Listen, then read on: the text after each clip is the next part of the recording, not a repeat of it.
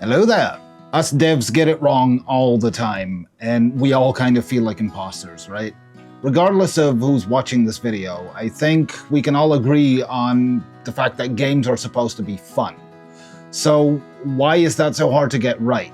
You know, the funny thing is, as a game developer, obviously you start out playing games. The problem with being a game developer is that because you have so many things going on in your life, you just can't find the time to play games. You know, as time progresses and you play less and less games because you have no time, you kind of forget what made them fun. You remember the feeling of fun, but honestly, I can't remember the last time I played a full game. I think it might have been Split Fiction with my wife, and I remember certain sections, the feeling of fun. I remember laughing at my wife as she was trying to unlock a phone while being flopped around on the back of a science fiction type bike. And I think that as developers, we should force ourselves to play more games, because if we lose touch of what made games fun in the first place, it's really hard to replicate that feeling in our own games. Which kind of reminds me that we don't look at games in the same way as gamers do. Because gamers know what's fun, they know what feels right. They might not always be able to put it into words, but they know what feels right. Whereas we as developers, we look at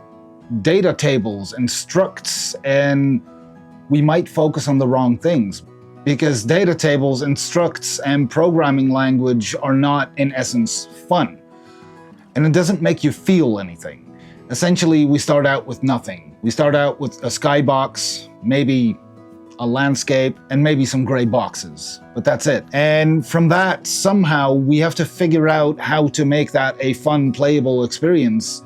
But for me, I know that I'm focusing on the wrong things. I'm focusing on the design of fantasy characters. I'm trying to figure out what kind of architecture they build. I'm trying to figure out what their culture's like, what their religion would be like. All things that essentially they're important for the overall structure of the game, but they're not important for the feel. And game feel is something that is really hard to pin down, like where that goes right and where it goes wrong. So then you have your mechanics in place. So you start coding and you start creating your art and try to tie that together somehow. You have your launch pads, you have your combat, you have your quest lines, you have your linear or open world.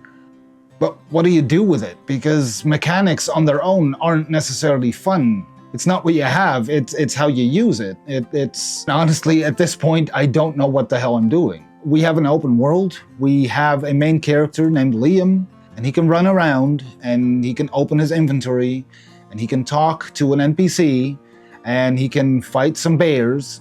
But where do I make it fun? Do I add Easter eggs to make it fun? No, that's just an afterthought. And sometimes I feel like a complete screw up. I don't know what I'm doing. But here's the thing, I think that a lot of us are just going through these motions of trying to figure out what makes things fun. The problem is that a lot of us don't have a big pool of QA testers or beta testers to tell us, like, this doesn't feel right. I'm sorry, guys. And it's basically impossible to test your own game because you're biased. You don't know what clicks with gamers. And while it's good that you're creating a game for one person, and that is you want to make this game. But where it goes wrong is that if you don't have enough feedback, you don't know what feels right, you don't know what's fun. And that's the same for me. I have my wife and I have friends who will play a beta build, but they're biased too.